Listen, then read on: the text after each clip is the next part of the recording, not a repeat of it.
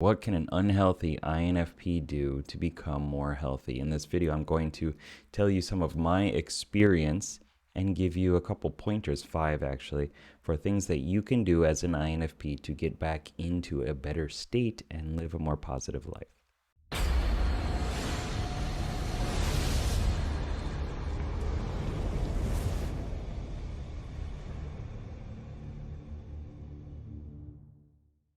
What's up, legend? It's Sherman here from Geek Psychology, where I help geeks, gamers, and creatives to leverage their personality type and use that for personal growth. And with that comes confidence, motivation, less procrastination, more positivity, a better life, a better job, better relationships, all sorts of things, just through understanding your personality type and a couple other things and weaving them together to make a nice little basket of growth and joy.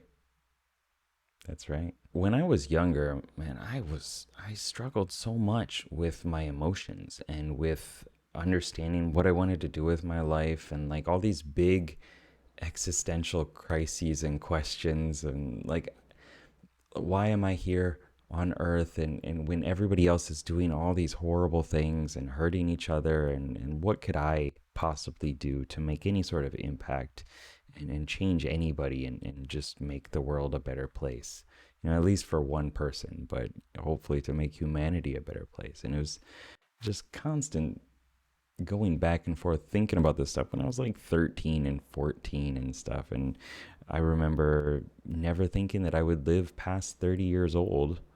I'll be 37 next week. So I did it. I made it. And with that came a lot of, thoughts about suicide and just I don't deserve to be on the earth and there's no point for me to exist here and just all these horrible, horrible thoughts. And I was definitely unhappy. And I made a change. I decided like, okay, it's time. I have to do something different in my life because I don't like my life as it is right now, right? And I knew that before I knew my personality type, I knew that I needed to understand myself more.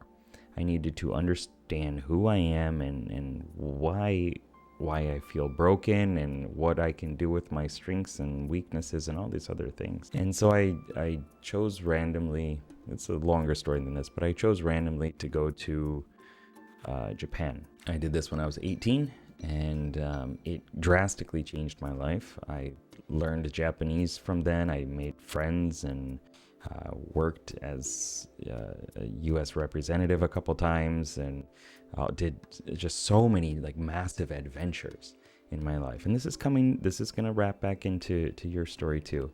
All these huge adventures, singing karaoke with like professional singers and just all sorts of things, going out with actors and actresses and just having tons of fun, and also a lot of negative things too, being told to get out, leave the country, you don't belong in Japan, being yelled at on a train when I was in Korea for things that I can't quite explain right here on this video. There were ups and downs, death threats from people, all sorts of things that all taught me like to embrace more of life and to get out there, push myself out there and find ways of emerging into a better situation, whatever that is. And through that came understanding more about myself, learning more about the edges of my comfort zone and my identity and who I am. And it actually kind of went, I think, a little bit too far in terms of exploration. And I kind of started forgetting who I was. I was a lot more happier in a superficial way because I was out doing things. I was always moving around and, I couldn't sit still because I wanted to go see what was in the box outside.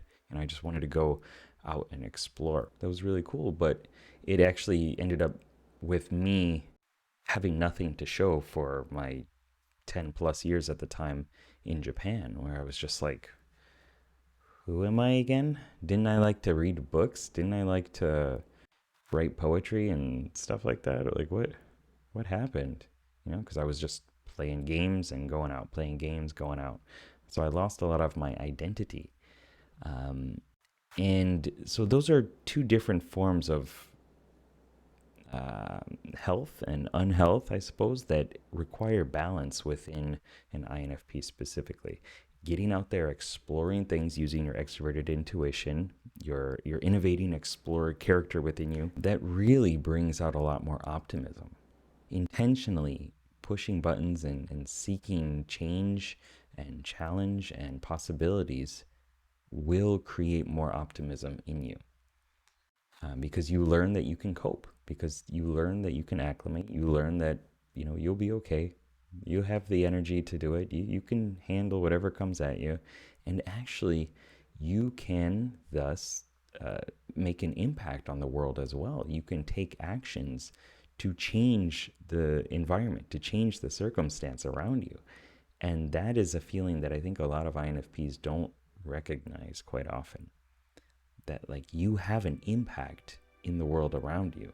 It's not just you being impacted, and through that learning about yourself, right? Learning about what makes you you, why do you do the things that you do, what are your values, how can you make decisions based upon your values and the things that you want to do in your life. There is a lot of learning, right?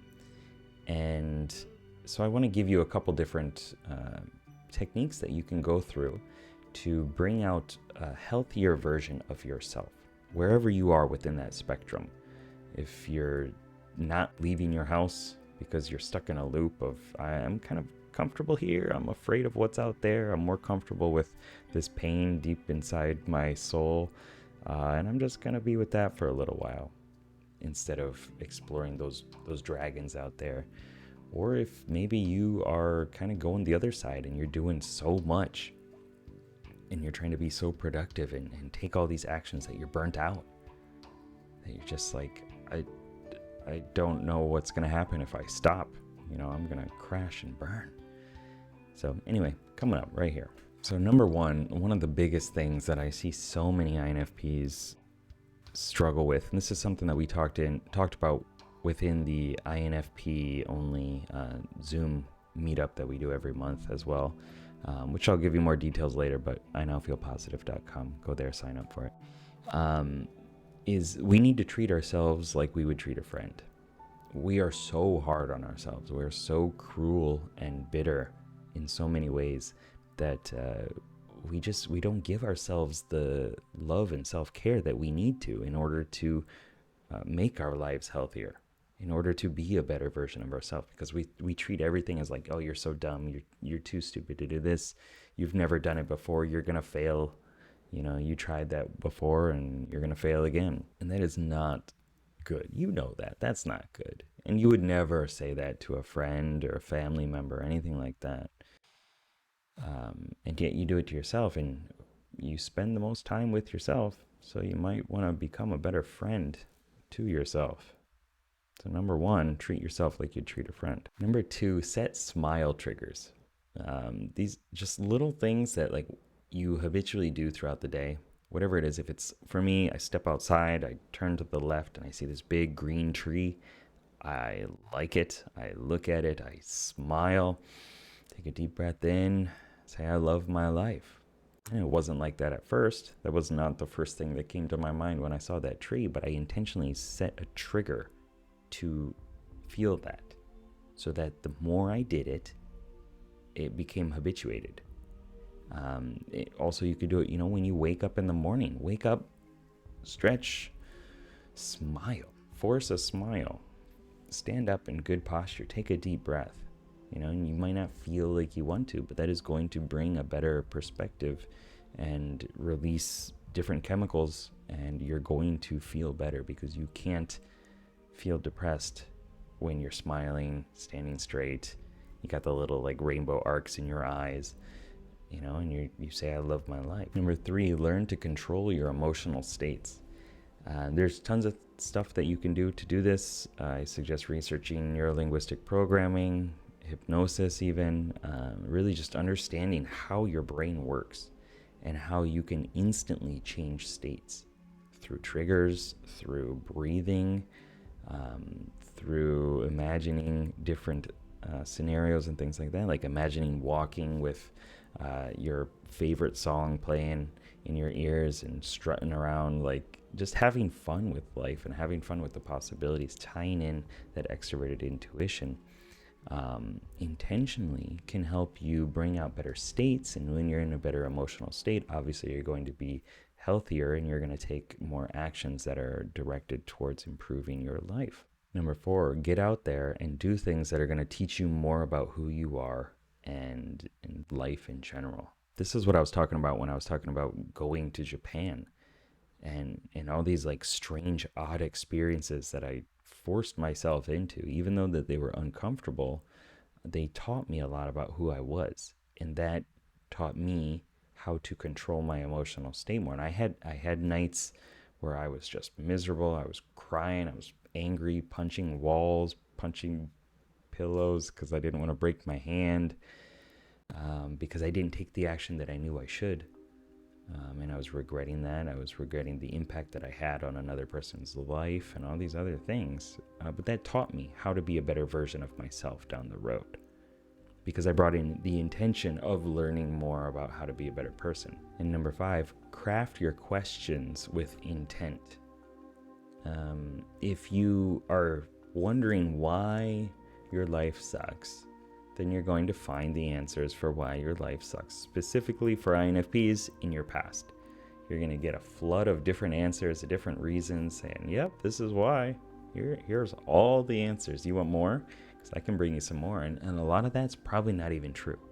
It's probably just your own perspective and the meaning that you attach to it that doesn't actually exist. So craft your questions better.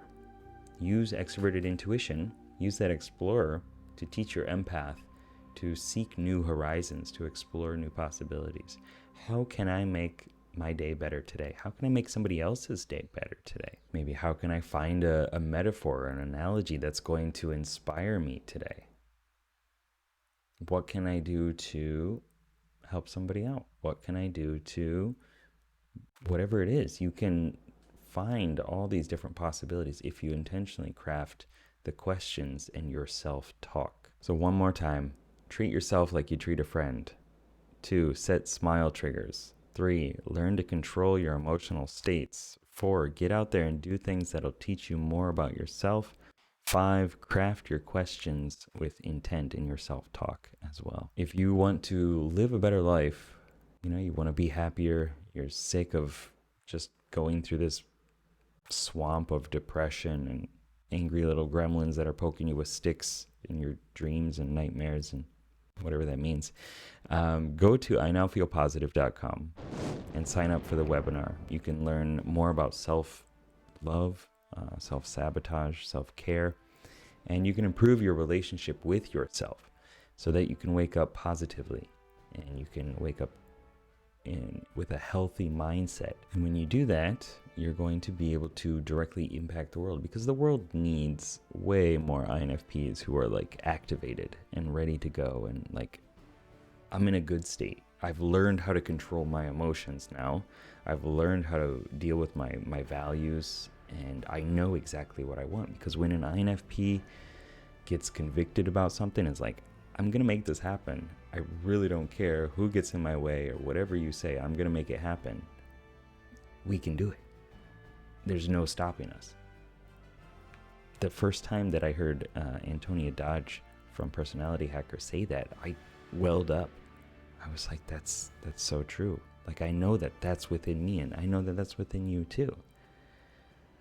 It's just a matter of dealing with these different aspects of yourself and realigning them and adjusting them to perfect the system in some way. I can't really say perfect it, to improve the system, right? Because the goal should not be perfection. It should be working towards that better state, whatever it is. Because there's always going to be something to change. There's always going to be those days where you're just like, today sucks. And that's okay. Just hero up and move forward with it, because the world needs you to do that. All right. So I hope you enjoyed that little bit of motivation there at the end. Let me know down below what I said that impacted you and how you're going to use those lessons to live a happier, healthier life. Keep up the lifelong questing. Good luck, have fun. Peace. 普通に歩いていこうかなと思って、今、まだちょっと撮影してるから。It's recording again. That's good. I like recording. I like when it's recording. That's a good thing. It's a good thing. It's the question of the ages. What can an INFP do to become more healthy? And what can a specific